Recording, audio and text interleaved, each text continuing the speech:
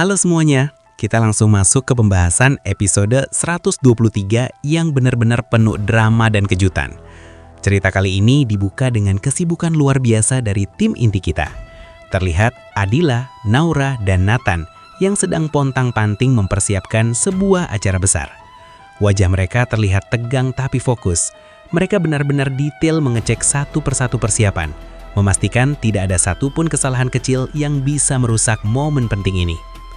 Di sisi lain, kontras dengan keseriusan Adila, kita diperlihatkan drama rumah tangga, atau lebih tepatnya, drama pertunangan antara Lucy dan Aditya. Lucy ini terlihat sangat kesal. Dia ngomel-ngomel karena Aditya bersikap sangat dingin dan jutek.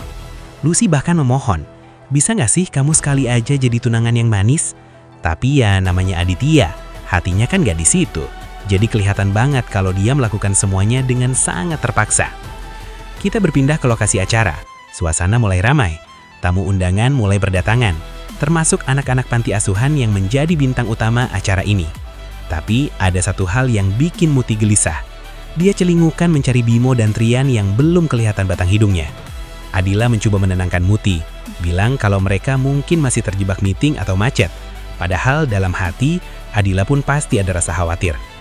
Lalu kamera menyorot pasangan ambisius kita, Pak Cahyadi dan Ibu Herlina. Wah, Bu Herlina ini semangatnya 45 banget. Kenapa?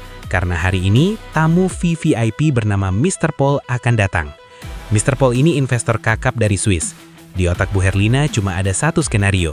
Kalau acara sukses, Mr. Paul bakal investasi besar-besaran di Nirwana Group. Dan tentu saja, Bu Herlina nggak mau kehilangan momen untuk membanggakan anak emasnya.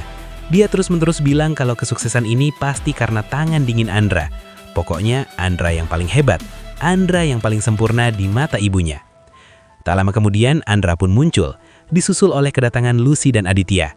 Nah, kedatangan Lucy ini langsung bikin mood agak berantakan. Baru sampai saja tatapan dan ucapan Lucy sudah memancing emosi. Adila yang melihatnya jelas merasa tidak nyaman. Untungnya Aditya cukup peka. Dia langsung menarik tangan Lucy menjauh dari kerumunan.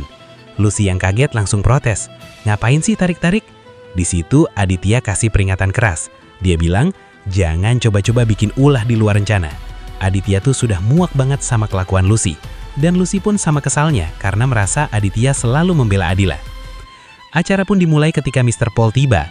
Sambutan hangat diberikan oleh Pak Cahyadi dan Herlina yang lagi-lagi berusaha cari muka.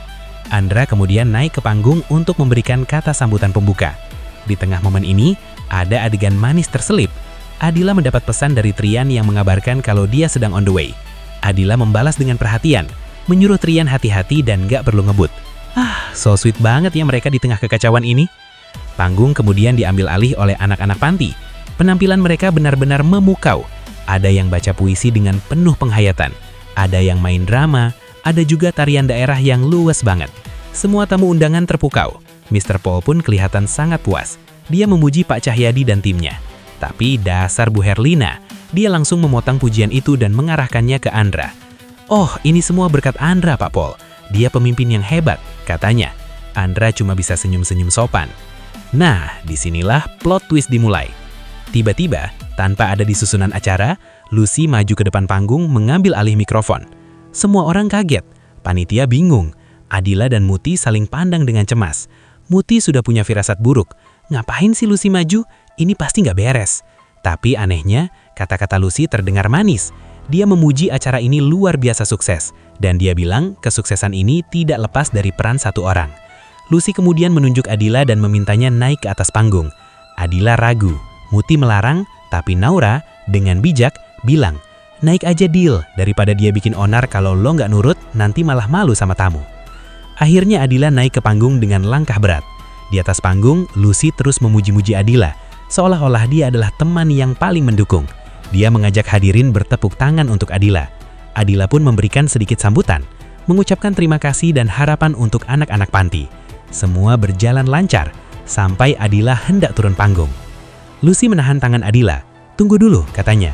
"Jangan turun dulu. Saya punya kejutan spesial buat kamu sebagai tanda apresiasi." Jantung penonton rasanya mau copot di sini. Lucy menyuruh Adila berdiri di titik tertentu. Wajah Lucy tersenyum licik. Dia mulai menghitung mundur. 3, 2, 1. Surprise! Dan biur, cairan merah kental tumpah dari langit-langit. Tapi tunggu, cairan itu tidak mengenai Adila. Cairan merah seperti cat itu justru tumpah membasahi seluruh tubuh Lucy. Lucy berdiri terpaku, basah kuyup dari ujung rambut sampai kaki dengan cat merah. Adila yang berdiri tepat di sebelahnya syok berat. Mulutnya menganga, benar-benar kaget. Seluruh ruangan hening seketika. Para tamu undangan termasuk Mr. Paul, Pak Cahyabi, dan Herlina semuanya terperangah. Mereka bingung, apakah ini bagian dari pertunjukan atau kecelakaan? Di tengah keheningan yang canggung itu, Naura, sang penyelamat situasi, langsung bertindak cepat. Dia maju ke depan sambil tepuk tangan dan berteriak, "Luar biasa! Mari kita beri tepuk tangan untuk saudari Lucy. Ini adalah seni self-painting yang sangat artistik." Naura benar-benar cerdas. Dia memutarbalikkan fakta seolah-olah Lucy memang sengaja mengguyur dirinya sendiri sebagai bagian dari seni. Tamu-tamu yang awalnya bingung akhirnya ikut bertepuk tangan karena mengira itu hiburan. Adila dan Naura pun ikut menunduk memberi hormat. Sementara Lucy masih berdiri mematung menahan malu dan amarah. Benar-benar senjata makan tuan. Niat hati mau mempermalukan Adila, malah dia sendiri yang jadi badut di acara itu. Setelah turun dari panggung dengan perasaan hancur lebur, Lucy langsung kabur ke belakang. Dia uring-uringan, marah-marah sendiri. Di lorong yang sepi, dia berpapasan dengan Trian. Dan disinilah kita tahu siapa pahlawan sebenarnya. Trian menatap Lucy dengan tajam. Lucy masih coba membela diri dengan sombong. "Lo siapa? Lo cuma karyawan biasa, gak usah ikut campur." Trian dengan tenang mengeluarkan ponselnya. Dia berkata, "Kamu pikir aku gak tahu rencana busuk kamu?" Trian kemudian memutar sebuah video. Video itu berisi pengakuan dari orang suruh Lucy, laki-laki yang dibayar untuk memasang jebakan cat itu. Di video itu, si tukang mengaku kalau dia disuruh Lucy untuk mencelakai Adila. Tapi Trian berhasil menangkap orang itu sebelum acara dan memaksanya untuk mengubah posisi jebakan cat itu tepat di mana Lucy akan berdiri. Trian berkata dingin, "Kalau kamu berani macam-macam lagi sama Adila, video ini bakal aku sebar ke polisi dan ke semua orang." Lucy langsung kicap, dia nggak bisa berkutik.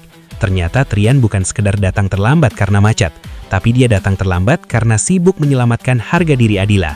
Trian diam-diam menjadi superhero tanpa jubah yang melindungi Adila dari niat jahat Lucy. Episode ini ditutup dengan kemenangan telak di pihak Adila dan Trian. Acara sukses besar, Mr. Paul terkesan, dan Lucy pulang dengan membawa malu seumur hidup serta tubuh yang lengket penuh cat merah.